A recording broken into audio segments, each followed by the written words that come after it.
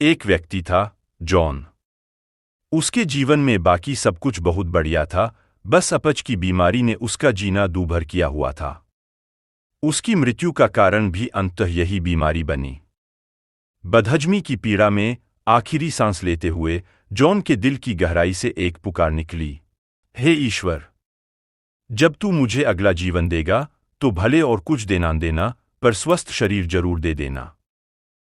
उसी वक्त एक फरिश्ते ने आकर उससे कहा, तुम्हारी अर्जी स्वीकार कर ली गई है। अगले जन्म में जॉन को एकदम हृष्टपुष्ट शरीर मिला, लेकिन वह बेहद गरीब परिवार में पैदा हुआ। ऊपर से उसके माता पिता भी बहुत जल्दी चल बसे। तब 2 जून की रोटी कमाने के लिए जॉन ने बहुत हाथ पैर मारे, लेकिन उसकी किस्मत का सिक्का खोटा निकला। ऐसे दरिद्र हालातों की मार जॉन ज्यादा समय तक नहीं सह सका। अंततः उसकी जीवन लीला समाप्त हो गई। मरने से पहले उसने एक बार पुनः ईश्वर के आगे मांग रखी, देख भगवान, अगली बार यहां भेजेगा तो स्वस्थ शरीर के साथ थोड़ी धन वाली किस्मत का बंदोबस्त भी कर देना, वरना तो इस हट्टे-कट्टे शरीर को लेकर भी क्या करूंगा। पुकार एक बार फिर स्वीकार कर ली गई। इस बार जॉन के पास सेहत भी थी और पैसा भी, पर वह बिल्कुल अकेला था। जीवनसाथी ढूंढने का काफी प्रयास किया, लेकिन कोई संयोग ही नहीं बना। इस बार मरते समय जॉन बोला, भगवान, जब ऐशो-आराम को साथ भोगने वाला कोई साथी ही न हो तो धन के होने का भी क्या लाभ। इसलिए अगले जन्म में अच्छी सेहत और प्रचुर धन के साथ एक जीवनसाथी भी दे देना। ओह, यह क्या हो गया। अगले जन्म में जॉन को अपनी मांग के अनुसार सब कुछ मिला, ताकतवर शरीर, धन, शोहरत और पत्नी भी। पर अफसोस, पत्नी बेहद झगड़ालू निकली। उसने जॉन के जीवन को जीते जी नरक बना डाला।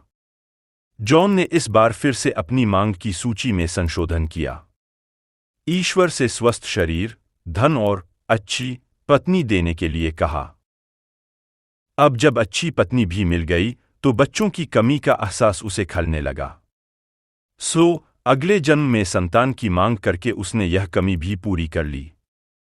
पर यह क्या, इस बार बच्चे स्वार्थी निकले। बुढ़ापे में उससे संपत्ति के लिए झगड़ने लगे।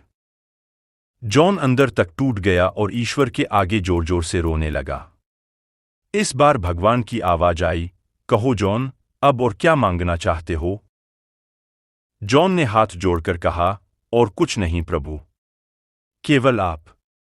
चाहे आप मुझे अच्छी सेहत दें या न दें, धन रुतबा दें या न दें, अच्छी पत्नी और बच्चे दें या न दें, लेकिन आप मुझे मिल जाए। मैंने जान लिया प्रभु कि आप नहीं थे तो सबके होने पर भी मैं सुख नहीं पा सका, परंतु जिसके संग आप सच्चिदानंद स्वरूप ईश्वर होंगे उसे फिर कोई गम छू भी नहीं सकेगा।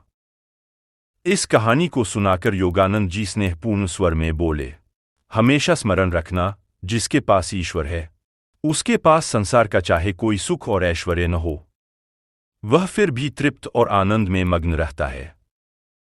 परंतु जिसके पास ईश्वर नहीं, उसे फिर सारा संसार ही क्यों न मिल जाए, वह तब भी दरिद्र और दुखी ही रहता है।